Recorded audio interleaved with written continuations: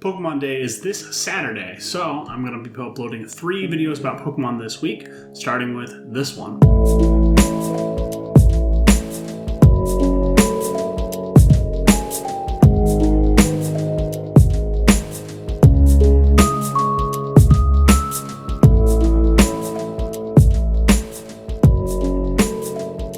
The main reason I'm making this video is because a major announcement from the Pokemon Company is expected on Pokemon Day or shortly before Pokemon Day. Probably the next mainline Pokemon game to be announced. And I kind of want my guess what that will be to be on record. For the longest time, I thought they were not going to do remakes yet. They were going to have a break year right now. We would have a year off, no games. But I did a poll a while back, and a lot of people convinced me that Pokemon's kind of done taking breaks. Their break years are going to be the years they do DLC. I have been convinced that Diamond Pearl Remakes are probably the game that's going to be announced this week. And now, I feel it's time for me to confess that that is not what I want. If I had to say one generation of Pokemon was my favorite generation of Pokemon above all else, it would probably be Generation 4. That's nothing to scoff at, given we're in 8 generations. So, why am I not excited for Gen 4 remakes?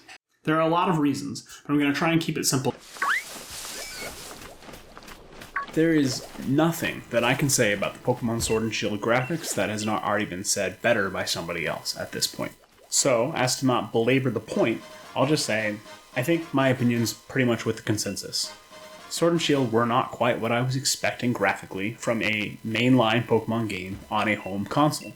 I really enjoyed the games, more than I expected to, but it still was not quite what I wanted.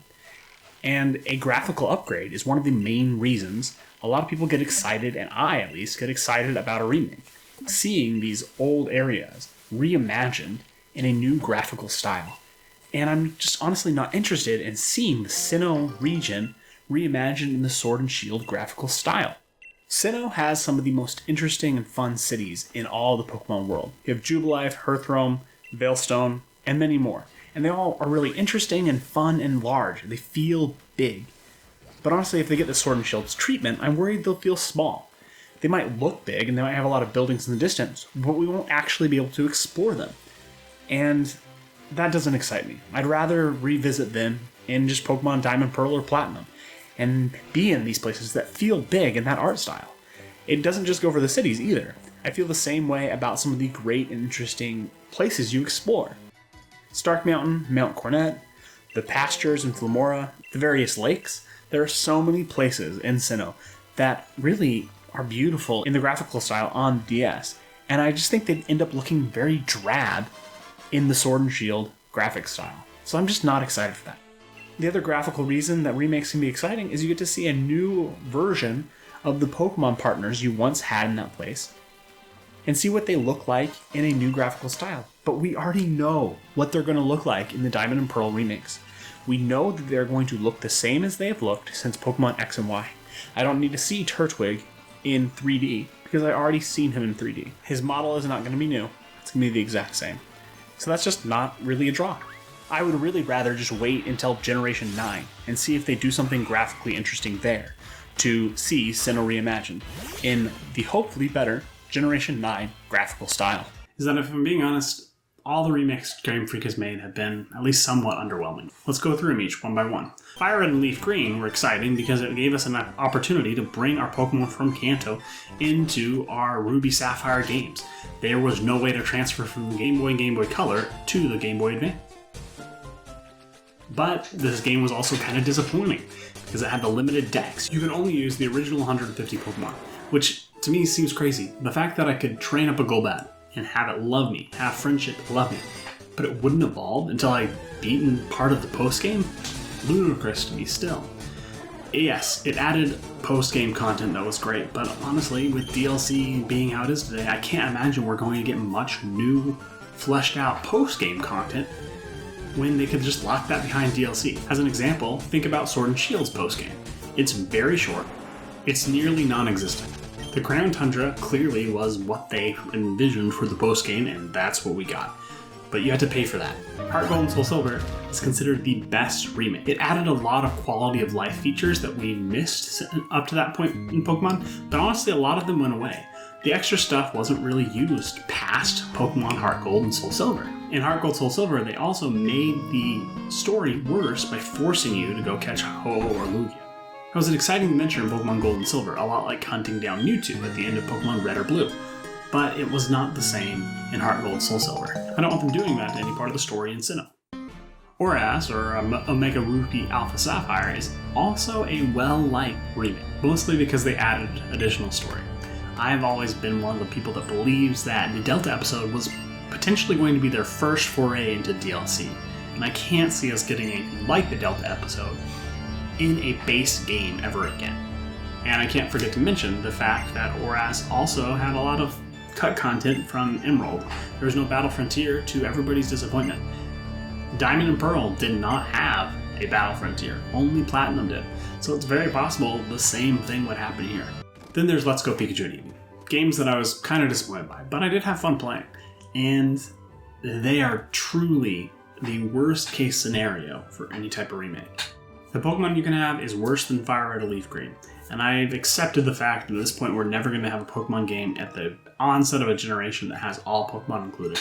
And I'm okay with that. But what I'm not okay with, that was started by the legacy of Let's Go Pikachu and Eevee, is the watered down story. The story of Let's Go Pikachu and Eevee is just a retread of Pokemon Red, Blue, and Yellow. And they make it weird by having characters from those stories come in as just fillers or guides.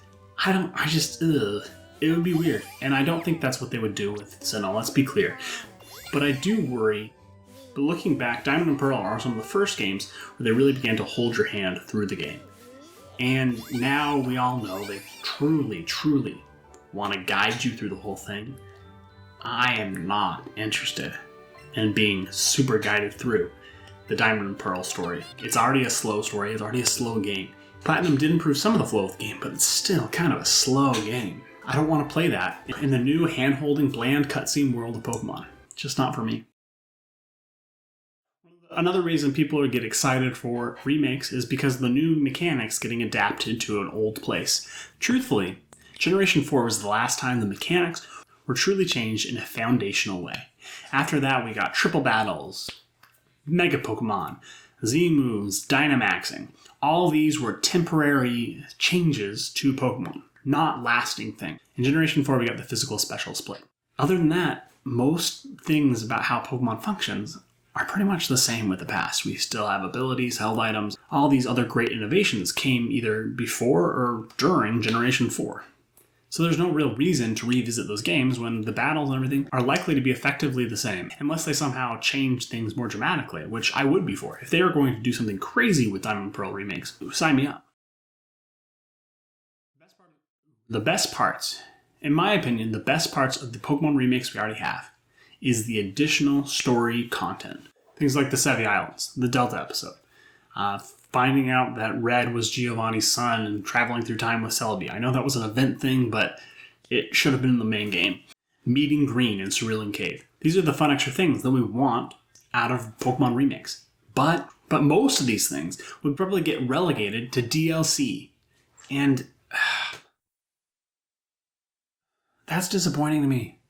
Honestly, I'm worried about two things happening if we get Diamond and Pearl remakes, specifically related to DLC. I'm worried that we will get a Battle Frontier, but it'll be DLC. I'm worried that honestly the entirety of the Battle Zone and Heatran will be a DLC. They'll do 2 waves of DLC, and the first wave, I think it'll be the Battle Zone. The entire island, everything about it will be DLC number 1. And then the second DLC will be even worse, and that'll be even better. It'll be the Giratina story. The Distortion World, things like that, which might be really interesting, but I worry that it might cheapen Cyrus's plot with Team Galactic before that. I know I'm not the only one that feels this way. It's easy on YouTube right now to find videos of people saying they're worried about the potential Diamond and Pearl remake. But I'm not just worried. I've really gotten to the point that I'm just not interested in having any more Pokemon remakes. Another Pokemon YouTuber, Umbreon Libris, made a video a few months back talking about the same thing, how he's kind of done with remakes, and he'd rather them go back to these regions and do completely new stories. And honestly, that's an idea I'm way more interested in. If after Generation 9 games, when they've kind of fixed and worked through the kinks of working on the Switch, and we went back to Sinnoh and it was a completely new story, I would be so excited. Not only would I buy that game, and by that game, I mean the 2 versions of that game, which is a whole other problem we don't have time to talk about today. I'd probably also get a version for my brother so I could play with him and we can play online together. I'd be super excited. But let's be honest, that's not what we're going to get. We're probably going to find out this Friday that next November we're getting Pokemon Eternal Diamond and Celestial Pearl. And yep, that's my prediction for the names. And when that is announced, I'm kind of just going to get a little meh for me. I will want to be more excited than that, and I'll probably still play at least one of the versions eventually, but it might not be until I see it in the bargain bin. I don't know. I love Pokemon. I think about Pokemon way more than anybody should, but I'm just not excited about the idea of Pokemon Eternal Diamond and Celestial Pearl. How about you? What do you think? Think I'm crazy? If you have any of these similar thoughts, even if you're not completely on board with me, leave a like below. If you think I'm absolutely wrong in every single way, leave a dislike. Tell me in the comments why you either agree with me or don't. Be specific. Give me other reasons you're not excited. Or tell me why I'm wrong and why I should be excited. And if at the end of this week, Generation 9 is announced, cross my fingers, I'll be so excited. So come to the comments and tell me how wrong I was. Last but not least, don't forget to subscribe. And with that, thanks for watching, Pokemon Trainers. Play hard and train on.